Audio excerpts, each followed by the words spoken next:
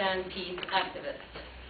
With his extensive insider experience of U.S. foreign policy and his knowledge of Russia, Ray will give us an interesting insight into the current Middle East wars.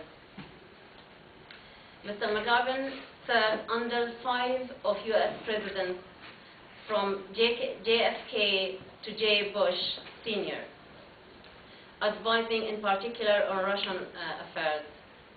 He is a founding member of the Veteran Intelligence Professionals for Sanity. First, sorry, I forgot to introduce myself. My name is Fatin. My name is Fatin Al-Tamimi. I'm Palestinian. I'm a member of Irish Anti-War Movement, and I'm the chair of Ireland-Palestine Solidarity Campaign. I've been here in Ireland for the past 29 years. Wow. We have other 2 speakers tonight. We have Roger Cole from Peace and Security Alliance and Glenda Timo from Irish Anti-War Movement. So first, Roger is going to speak for 5 minutes, and then Glenda for another 5 minutes, and then our guest speaker we're going to speak for about 20 to 25 minutes, and then we'll open the floor for questions and answers. So we'll start with Roger Cole, the chair of Peace and Neutrality Alliance. Please. Most of you probably know all about PANA. We were established 20 years ago. Our objective was to seek to advocate the right of the Irish people to have their own independent foreign policy, that Irish neutrality was to be a key component of that policy, and that we would pursue it through a reformed United Nations. We did so because we believed at the time, 20 years ago, that the government intended to destroy Irish neutrality and integrate Ireland into the US, EU, NATO military structures. And of course, as you know, the 6 counties in Northern Ireland, ever since the foundation, has been a part of NATO itself, and of course an integral part of the British imperial state. So in that time we have produced a great deal of literature. We've helped to organise with the Irish anti-apartheid movement 100,000 people against the war in Iraq. And we understand that over the last a good few years now, the main emphasis of people who, even though they could support what we stand, has been on issues like water charges or more economic matters. Our contention is now, however, that with the coming American elections, the possibility of war expanding into a real war where we all die. We don't have a health problem because we're all dead. We don't have a housing problem because we're all dead. And these are realities that could very well happen with the election of either Bush or Clinton. Right. And we, however, have always said that we're not in the business of being a simply nationalist movement. We are part of an international struggle against these imperial wars, and therefore for example, we're members of the World Peace Council. We work very strongly and closely with the No to NATO, No to War group.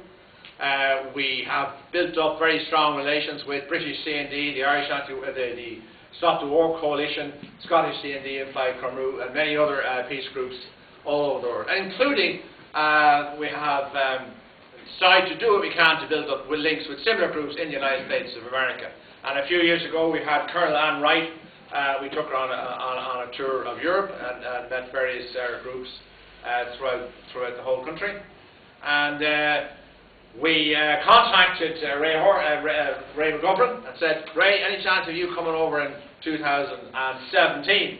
He said, absolutely no problem. However, I'm coming over to speak to the Oxford Union and then go on to the Bundesbank in Germany, and I have no problem dropping by for a couple of days to meet activists in this country. So at very short notice, and that's why I thank you all for coming, Ray came, so it's his night, so ask him questions.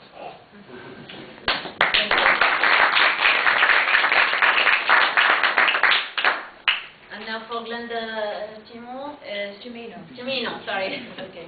Glenda Cimino, she's an American writer and an activist, a member of Irish Anti-War Movement, and she's been living here for the past 40 years in Ireland. So please, Glenda, you have 5 minutes. Yeah. Okay, a famous disputed quote from the Vietnam War era was a statement attributed to an unnamed U.S. major by AP correspondent Peter Arnett. He said, he quoted, "It became necessary to destroy the town to save it." The reference was to the town of Binh Tre. 7th February 1968, this was written, and it was the decision by Allied commanders to bomb and shell the town regardless of civilian casualties throughout the Viet Cong. Nearly 50 years later, there are different enemies, different civilians, different countries, same practices. Civilians, doctors, hospitals, weddings, funerals, journalists, and children are targeted by bombs, poison gas, missiles, and drones. They are used as human shields, forced into slavery, forced to become child soldiers, even beheaded.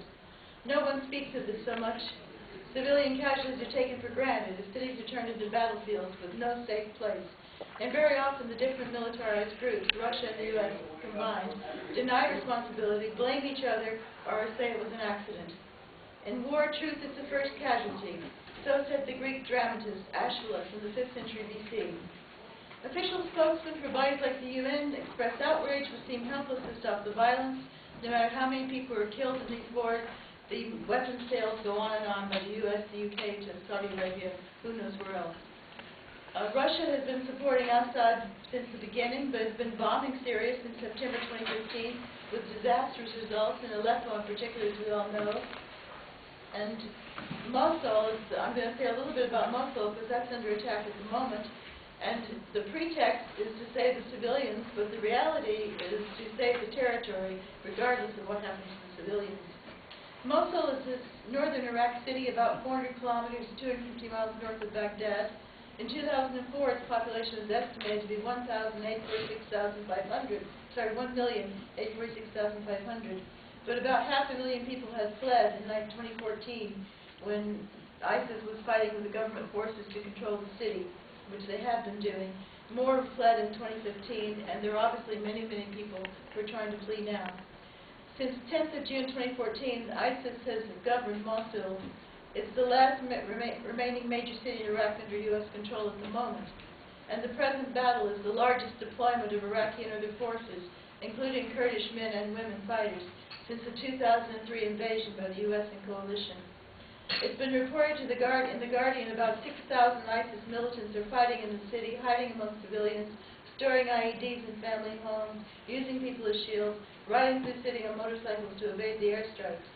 People have had enough in Mosul, one man said. We've seen too many beheadings, people being drowned, thrown from buildings. The coalition has been dropping leaflets with suggestions for civilians as to how to flee or where to hide. I'm sure ISIS can also read these. About 1 million civilians are believed to remain in Mosul, and hundreds of thousands of children are thought to be in danger. The UN and other aid groups are expecting yet another humanitarian crisis of gigantic proportion. Refugee camps have been set up. They hold about 60,000 people. There are maybe 700,000 people who will be fleeing or have fled. The dubious organization, the Council for Foreign Relations, has a global conflict tracker, which might be interesting to look at. It lists 30 world conflicts which affect U.S. interests. They're defined as conflicts which directly threaten the U.S. homeland, are likely to trigger U.S. military involvement, or, and this is a key one, threatens the supply of critical U.S. strategic resources, no matter who owns them. Now, they've judged this conflict status in 3 categories: worsening, staying the same, or improving. Of the 30 conflicts on the map, most of them are rated as worsening and none as improving. I want to say a little about the refugee crisis overall. Amnesty International reckons there are 14.2 million refugees in the world at the end of 2013. A couple of years later, that's now increased, according to the UN, to 21.3 million.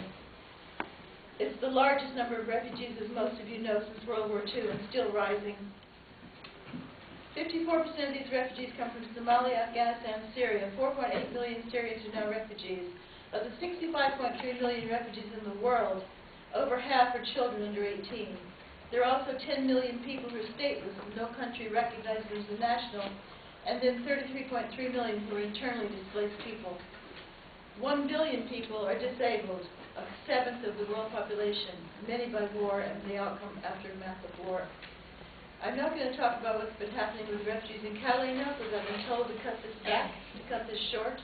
So keep yourselves informed about that. But if the Western world didn't want to deal with these refugees, maybe they should have thought twice about invading the Middle East. And finally, my last